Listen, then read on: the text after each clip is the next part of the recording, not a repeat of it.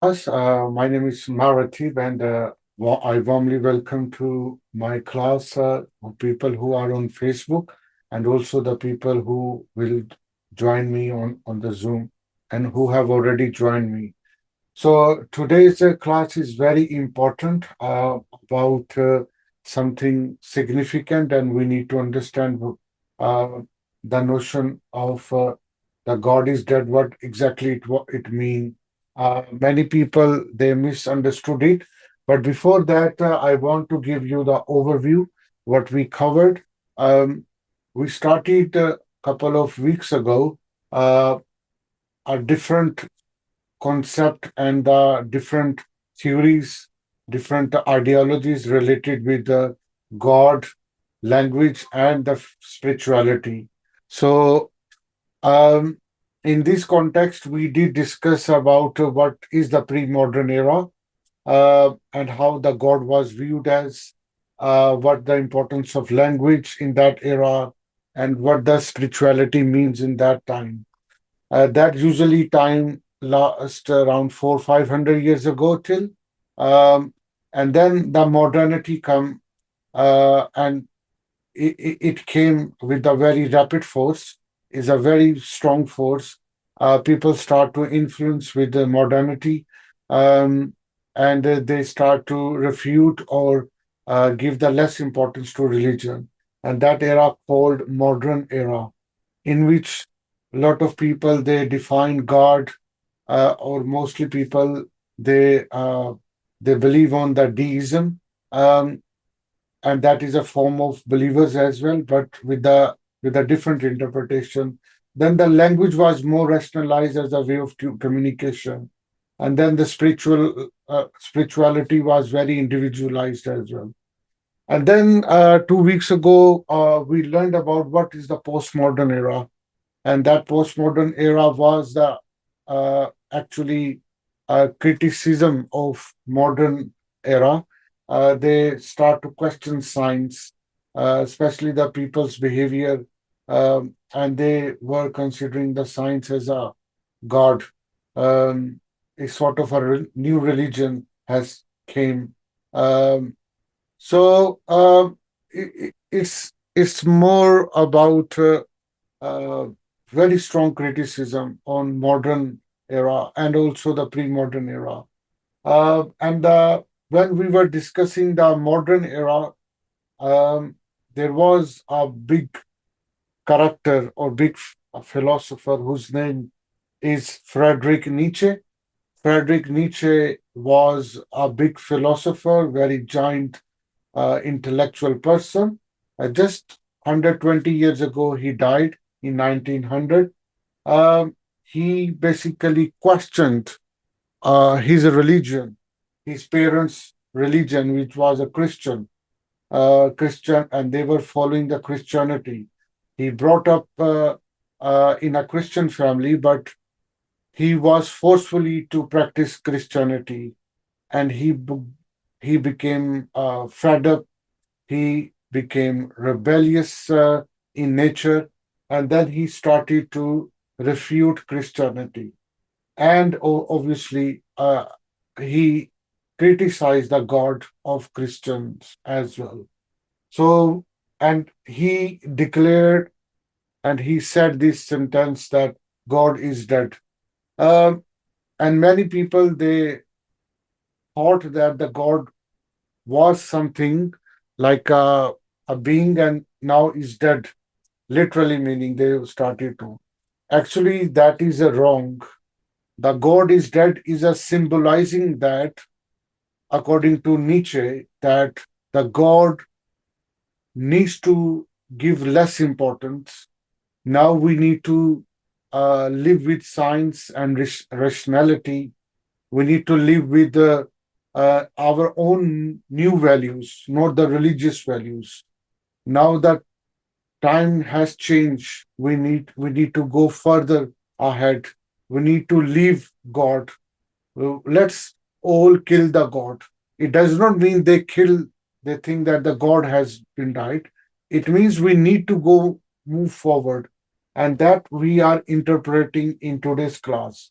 Uh, So now let's go in a details of the God is dead means and what was the background and why Nietzsche uh, give this big statement. Basically, he said the moral foundations which led by Christian religion or people who believed on God or who loved God or who follow the God's tradition, they have very demoralized lifestyle, and they have not given the humanity such something important, something like creativity, something new values. They want to make the people what we call it uh, slave of religion, slave of God, something. So he was desperate. He was very depressed about Christianity, and that's why it brought him take big steps in intellectual struggle what he was doing. And then he said there is we are in existential crisis, and without a high power, individuals and societies must struggle to find the purpose of meaning of life. We don't need to spend or pass the life without any meaning.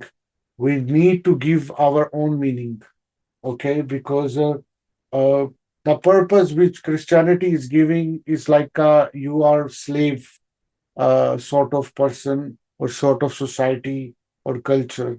You cannot become uh, a creative person in this context. So this is for your existential factor. You need to get up and you need to create your own values. And he uh, he tried to uh, motivate the people that how you can create the values. You can become a Superman. He gave this name as Ubermensch. He said, leave the God, okay? Let's kill the God, and let's move forward, create our own value, become the Ubermensch, okay? And then you will become a purpose-oriented person, a liberal, secular person, okay? Individual who will be free from all external or internal forces. So this is the main bottom line of Nietzsche. Uh, I want to give you a quick view about uh, Nietzsche's life, uh, and because his life was very uh, dynamic at the same time, very in pain and suffering, because he opened I in a family who was committed Christian. His dad was pastor, and he uh, uh, was preaching Christianity, uh, and also his family had a very strict Christian, fixed time, values-driven, traditional structure he was following, and then that brought a rebellious or revolutionary type of stuff inside him, and that made him later a great philosopher. And he wrote a lot of important books and writing which influenced 20th century a lot of revolutions. Um, so here is a quick overview about the Nietzsche's life. The Friedrich Nietzsche, he born in uh, in Germany in 1844. That was a time when um, people were upset or disappointed or in escape of God. Okay, so so he began study theology, classical philology at the University of Bonn. And then after 5, 6 years, he was appointed as a professor at the age of 24. Then in 1970, he wrote his earliest book, The Birth of Tragedy, in 1872, and then also another book, Human, All Too Human, 1878. Uh, it's very pessimistic or very painful writing is describing. The first book where he mentioned that God is dead was actually his book, The Gray Signs. The Gray Signs, where his phrase God is dead first appeared, okay, in 1882. And then in 1883 to 1884, he published one of the greatest book, very popular, Thus Spoke Zarathustra. Thus Spoke Zarathustra uh, is where he gave the idea of Ubermensch, which I just explained very briefly and defined as well. Uh, and then he became more famous, and he wrote further books like Beyond Good and Evil and The Antichrist. Uh, I don't know about what is Antichrist mean. Probably that was against Christianity. Uh, and then 10 to 12 year, he became very ill, and he was in a mental illness and a lot of physical illnesses as well. A lot of people have described very painful last 12 years he spent, and he died in 1900. Uh, so, uh, so that's a quick thing. If you see, he lived very short life, around 50, 54 years, and he did a lot of things. He was in a crisis whole life. He was never a happy person, but I'm not sure whether it impacted his own personal bias and prejudice on his writing on philosophy.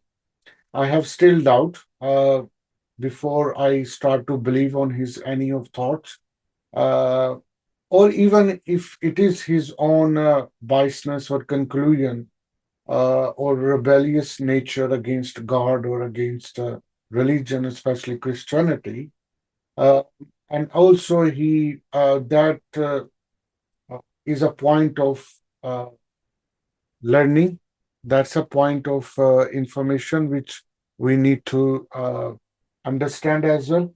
And after that, when he died, his all writings were translated into different language from German to English, French, and Spanish in other form of. And then he became a very strong force wherever the revolution were coming in terms of Marxism, in terms of um, Adolf Hitler, um, in terms of a lot of other movements in 20th century. Friedrich Nietzsche's influence was uh, on a very full on them. So that was earlier thing.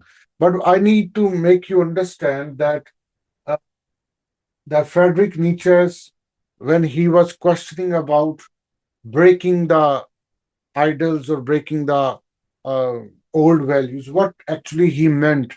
So I have made a list of quick things which people use to live and nowadays even living. But on that time, more people were living with these older and traditional values like religious framework. In Christianity, Islam, Hinduism, Buddhism, Judaism, they mostly people in those countries they live under these religious uh, stuff.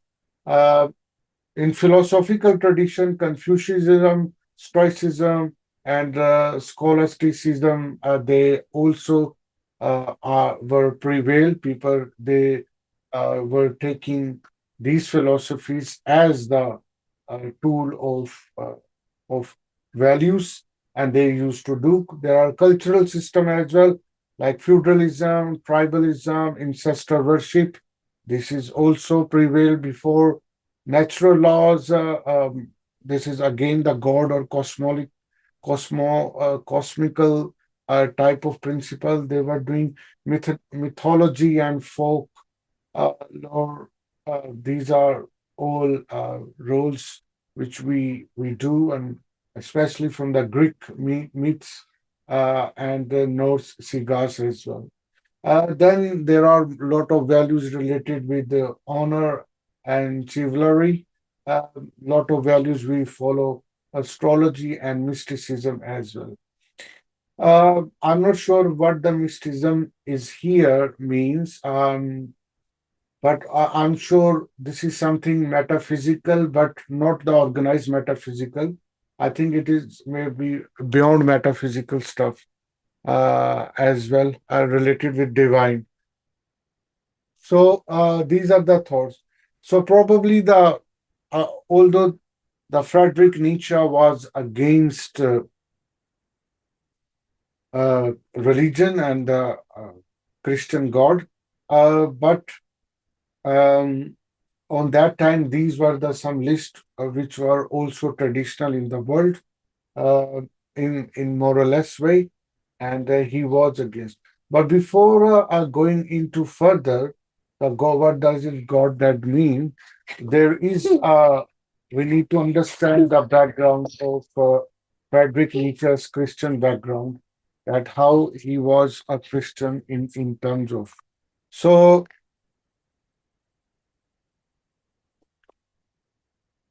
I made a very quick points about his upbringing as a Christian. He born into a devout Lutheran family. His father was a pastor, raised in a strict Christian household after his father's early death. Initially, he was a Christian believer as a child, and then by his teenage, Nietzsche began question religion, and he rejected the Christianity, seeing it as a promoting slave morality. It's a very big statement, and suppressing human potential. So he blamed the religion as a suppressing human potential. And then he became the critic of religion. His work critique Christian value, advocating for personal empowerment and the creation of new values he was supporting other than Christian. So Nietzsche's early exposure to Christianity deeply influenced his later philosophical rejection of it. That was very important for his. So so that was the background. Now, when he said we need to follow our sorry. I need sellotape. Mm, Um, I can give you a little later. There should be. I'm in the class. Yeah. Oh, here it is. You can take it there. Okay. So, sorry for interruption. So Ubermensch, often translated as Overman or the Superman, it is an imaginative character which Friedrich Nietzsche created, and he said we need to live a life like a Ubermensch, who have had lot of change of the old belief system, traditional belief system, and we need to break.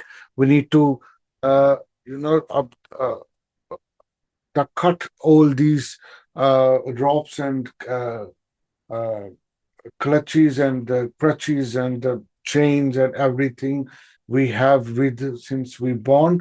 Uh, so he was very anti-traditional uh, mindset. He did build, and that he explained in his book. You must read it. It's a very famous. His book is "Thus Spoke Zarathustra." Um, so that is the main. He basically, the Ubermensch is the idea he was giving for the replacement of God or for the replacement of Christianity. That's what I'm trying to say. So, which is obviously it's a big thing. And now we can have a quick look what Ubermensch mean. Okay, in a detail.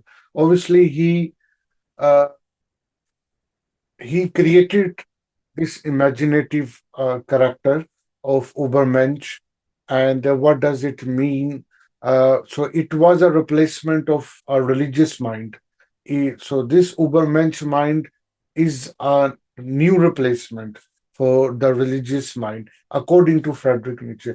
I have made a critique as well, which I'm going to tell you after a few minutes at the end of this class.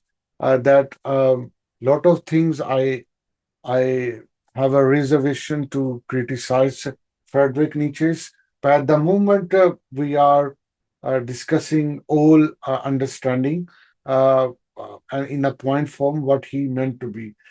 So, according to Friedrich Nietzsche, he said the Übermensch is the character who represent an ideal human who transcends the conventional morality, societal norms, and traditional beliefs, especially those derived from the religion. Okay, so this is also very famous in this character in Pakistan as well, where Dr. Muhammad Iqbal, who was one of the founding thinker of creation of Pakistan as a country, he also mentioned one Marde Momin, um, a character in Urdu we call Marde Momi, that who does not follow the tradition, who does not follow the people's values, but he has its own values, but obviously under uh, the ideal Islamic or Muslim value he used to carry or he will carry. So that's the definition of Momin he used to say. But here, Friedrich Nietzsche, he says um, that Übermensch will have its own value. That is more important. So Nietzsche envisions the Übermensch as someone who creates their own values and meaning of in life instead of relying on external imposed rules. The second is this Ubermensch will reject the old values. The concept challenges traditional morality rooted in religion, which Nietzsche believed stifled human potential, subjugate human potential. Ubermensch overcomes the slave morality of pity and weakness, choosing strength, creativity, and self-determination. According to him, the religious people are not creative, they are not self-determined, they are very weak in nature because their mindset is like they are slave, uh, according to Friedrich Nietzsche. He said the Ubermensch is a creator of values, shaping a new moral framework based on personal authenticity and growth. They inspire others to strive for self improvement and enlightenment. Always remember the modern era 100 years ago was started around 300 years ago when the Europe was in under enlightenment, intellectual enlightenment, under rationality, science, modernity, and a lot of stuff. Okay. Uh, and also, Nietzsche feared that the death of God means decline of traditional religious values and beliefs would lead to nihilism. So he said, I don't mean to say that you don't, if you will reject the God or you will not intervene your God into your life, then maybe you will be victim of nihilism. So he said, this Ubermensch will not make you nihilist. Okay, this Ubermensch will make you more stronger and self-empowered. Okay, you can create your own values to live your personal, professional, or social or creative life. So this is very important, uh, one of the feature of Ubermensch. At the last, Ubermensch is Nietzsche's answer to nihilism, a figure who forgets their own path and meaning in a world without divine authority. So that's a Ubermensch. Ubermensch is a very secular. Okay, he or she does not uh, follow any religion or God. This is some of the Ubermensch. So I just draw this important title of Ubermensch, who is away uh, from the grip of chains, societal chains. Look like it's very powerful, isn't it? Some of the code related with God and Ubermensch, God is dead or Ubermensch. Always remember, Ubermensch is the rebellious interpretation and the definition which and the replacement of the God is dead, according to Friedrich Nietzsche. So, man is something that shall be overcome. What have you done in to overcome him? I teach you, Übermensch, a man is something that shall to overcome. The Übermensch is the meaning of the earth. So that is his quotation. He further say Übermensch is a philosophical and metaphorical ideal, not a literal person. It symbolizes human potential to rise above limitation and live authentically. So this is the thing which he was praised. A lot of people, they, I'm not sure whether they did practice it in his life or not, but this. But always remember the Friedrich Nietzsche's this idea that God is dead. Why I'm teaching here, why I'm presenting, because it is a reflection of modern age. The modern era was uh, at peak when the Friedrich Nietzsche described the God is dead, because he mentioned this in his late life of 19th century, when the modernity was also on very peak with scientific invention, intellectual and uh, industrial revolution, and a lot of money with a lot of individual freedom people used to have. So, why is this relevant with the modern age? Because the Nietzsche's declaration reflects that the modern era shift from reliance on religious narrative to secular values and individualistic frameworks. Uh, Also, Nietzsche is very relevant with the modern age because it challenges the people to confront the implications of a world without divine authority and encourages the creation of a new moral framework grounded in human potential. So this is something he want to say.